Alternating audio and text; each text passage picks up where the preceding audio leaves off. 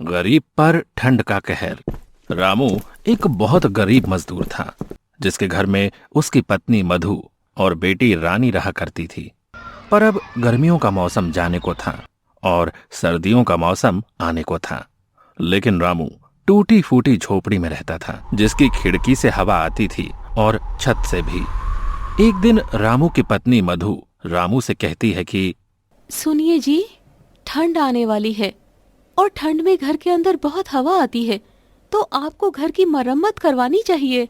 और रामू उसे कहता है कि मैं कल जाकर अपने मालिक से कुछ पैसे उधार ले आऊंगा, ताकि हम अपने घर की मरम्मत करवा सके। यूं ही एक दिन बीत जाता है और अगली सुबह रामू अपनी मजदूरी के काम पर जाता है और वो जिसके पास काम कर रहा था उस मालिक से कहता है कि साहब जी, अगले महीने से ठंड आ रही है और मेरे घर की छत टूटी हुई है, जिससे कि घर में हवा आती है, और अगर मैंने जल्दी उसे ठीक नहीं करवाया ना, तो ठंड में बहुत दिक्कत हो जाएगी। रामू की बात सुन मालिक कहता है, अरे तो उसमें मैं क्या करूं? रामू कहता है, मालिक, आप थोड़े पैसे उधार दे देते तो मैं अपने घर की मरम्मत करवा लेता। मालिक कहता है कि अरे, अभी तो तूने उतना काम भी नहीं किया है जो मैं तुझे उधार दे सकूं। अभी मेरे पास पैसे नहीं है। रामू कहता है, मालिक, ऐसा मत करो, आप मुझे कुछ पैसे उधार दे दो। मेरी एक छोटी बच्ची है, मैं और मेरी पत्नी तो ठंड सह लेंगे, पर मेरी बेटी नहीं सह पाएगी। रामू की लाख मिन्नतें करने पर भी उसे पैसे नहीं देता है और बेचारा रामू उदास शाम को घर लौट आता है। रामू के घर आते ही उसकी पत्नी मधु उससे पूछती है कि क्या आप मालिक से पैसे लाए? तो रामू उसे बताता है कि मालिक ने पैसे देने से मना कर दिया है। जिसके बाद मधु भी अब परेशान हो जाती है। दोनों ही इस बात को लेकर काफी परेशान हो गए थे कि अब सर्दियों में उनका गुजारा कैसे होगा। अब रामू मधु से कहता है कि अभी ठंड आने में पूरा 1 महीना बाकी है, तो मैं अगले महीने की 1 तारीख को अपने मालिक से पैसे के लिए बोलूंगा, और तब शायद मालिक मना न करे। और ये सुन मधु कहती है कि हाँ, ये सही रहेगा। यूं ही रामू को मजदूरी करते हुए 1 महीना और बीत जाता है, और जब रामू अपने मालिक से कहता है, मालिक, अब तो पूरा 1 महीना हो गया है और थोड़ी थोड़ी ठंड भी होने लगी है। अरे, अब तो आप मुझे मेरी मजदूरी के पैसे दे दो, ताकि मैं उन पैसों से अपने घर की मरम्मत करवा लूं। रामू के इस बार पैसा मांगने पर भी मालिक फिर से कोई नया बहाना कर देता है और कहता है कि अभी मेरे पास सिर्फ ये 500 रुपए हैं, इससे ज्यादा नहीं है। 500 रुपए देखकर रामू कहता है कि मालिक, मैंने तो इस महीने एक भी छुट्टी नहीं की, उस हिसाब से तो मेरे ज्यादा पैसे बनते हैं।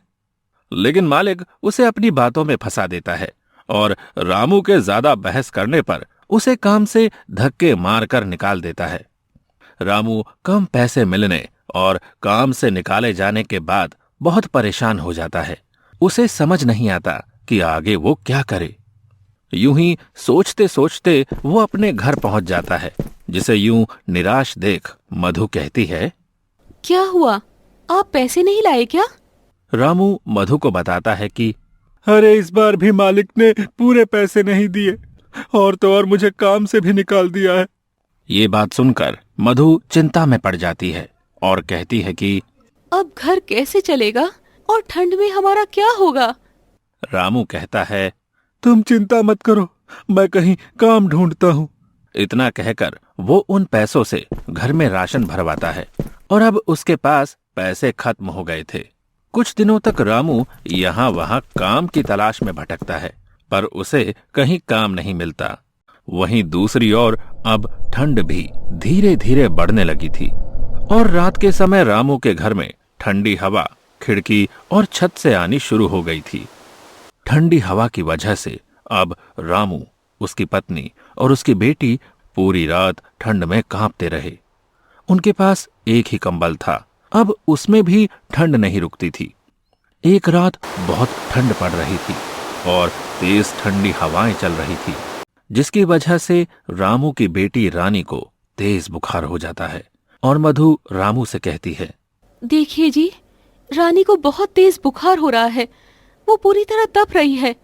रामू कहता है कि अरे मेरे पास तो एक पैसा तक नहीं है, हम रानी को डॉक्टर के पास कैसे लेकर जाएंगे। मधु कहती है कुछ तो करना होगा, वरना रानी की तबीयत रात में और बिगड़ जाएगी। देखिए ना, कुछ तो कीजिए। वो रोने लगती है। दूसरी ओर रानी ठंड से कांप रही थी। रामू को कुछ समझ नहीं आ रहा था कि अब वो क्या करे। अब रामू रानी को अपनी गोद में उठाता है और हॉस्पिटल की ओर निकल जाता है।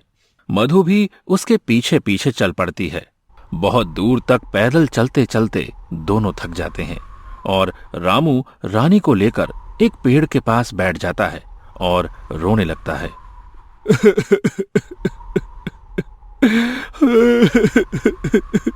मुझे रोना आ रहा है अपनी लाचारी पर कि हमारे पास पैसे नहीं है कि हम अपनी बेटी को हॉस्पिटल तक ले जा सके। रानी के दिल की धड़कनें अब तेज हो रही थी और फिर से रामू उठता है और अपनी बेटी को लेकर हॉस्पिटल की ओर चल देता है। कुछ घंटों चलने के बाद वो मधु के साथ रानी को लेकर हॉस्पिटल पहुंच जाता है। लेकिन अफसोस, उसके पास पैसे ना होने पर डॉक्टर रानी का इलाज करने से इनकार कर देते हैं और रामू मधु और रानी को अस्पताल से बाहर कर देते हैं। अस्पताल की सीढ़ी पर रामू अपनी बेटी को गोद में लिए बैठा रो रहा था और दूसरी ओर ठंड धीरे धीरे बढ़ती जा रही थी। ज्यादा ठंड होने की वजह से अब तीनों ही बुखार से जूझ रहे थे और तीनों ही हॉस्पिटल की सीढ़ी पर बेहोश हो जाते हैं। अगली सुबह जब रामू की आंख खुलती है तो वो खुद को हॉस्पिटल के अंदर बेड पर पाता है। ये देख रामू के मन में बहुत से सवाल आते हैं। अरे मैं अंदर कैसे आया? मुझे कौन लाया? और मधु और रानी कहाँ हैं? इतने में उसके सामने वो डॉक्टर आता है जिसने उसकी बेटी को पैसा ना होने की वजह से एडमिट नहीं किया था और रामू उससे सवाल करता है कि मुझे अंदर कौन लाया? जिसके बाद डॉक्टर बताता है कि आपको एक औरत ने हॉस्पिटल में भर्ती करवाया क्योंकि आप सभी को ठंड लगने की वजह से तेज बुखार हो गया था और आप तीनों ही सीढ़ियों पर बेहोश थे। रामू उस औरत के बारे में पूछता है कि वो कौन है, तो डॉक्टर सामने की ओर इशारा करके उस औरत के बारे में बताता है। अब रामू जाकर उस औरत से बात करता है और पूछता है, आपका बहुत बहुत धन्यवाद, लेकिन आपने हमारी मदद क्यों की? तो वो औरत बताती है, मेरा आपके परिवार से कोई रिश्ता नहीं है, लेकिन एक टाइम था जब मेरे साथ भी ऐसा ही हुआ था और मेरी फैमिली बहुत गरीब थी। मैं भी किसी सड़क किनारे ठंड से जूझ रही थी और किसी नेक दिल इंसान ने इसी तरह हमारी मदद की थी। तब से आज तक वो औरत गरीबों की मदद करती है। ये सुनकर रामू उसे धन्यवाद कहता है और फिर रामू अपनी बेटी से मिलता है और अपनी पत्नी से भी।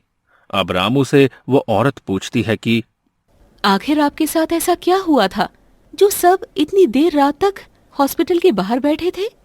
तो रामू उसे सारी बात बताता है, जिसके बाद वो औरत रामू और उसके परिवार की मदद करती है और रामू का घर भी बिल्कुल ठीक करवा देती है। अब रामू को गरीबी और ठंड दोनों से छुटकारा मिल जाता है। मजेदार कहानियाँ देखने के लिए हमारे चैनल गट्टू टीवी को सब्सक्राइब करें और बेल आइकन को ऑन करें।